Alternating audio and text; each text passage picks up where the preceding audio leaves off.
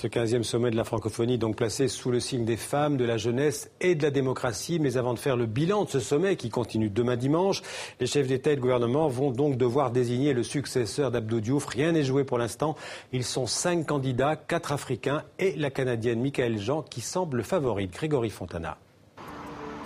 Avenue Bosquet à Paris, siège de l'Organisation internationale de la francophonie. C'est ici que le ou la prochaine secrétaire générale de l'OIF reprendra le flambeau d'Abdou Diouf après ses 3 mandats successifs.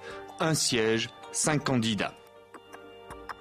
Pierre Buyoya. Sur son CV, on peut lire « Ancien chef d'État ». L'ancien président burundais est actuellement haut représentant de l'Union africaine pour le Mali et le Sahel. Son expérience à l'international, il entend la mettre au service de la francophonie.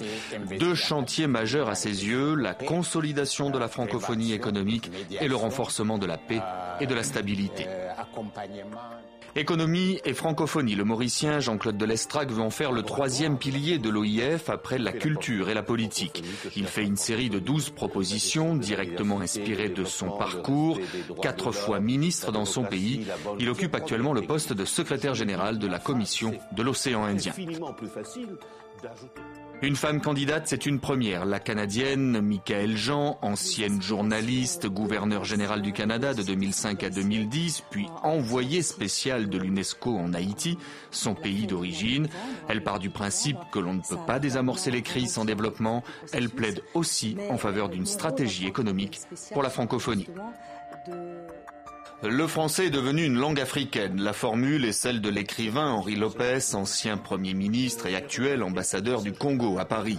L'homme de lettres Grand Prix de l'Académie française veut faire de la langue française un moteur de développement et de l'Afrique une priorité.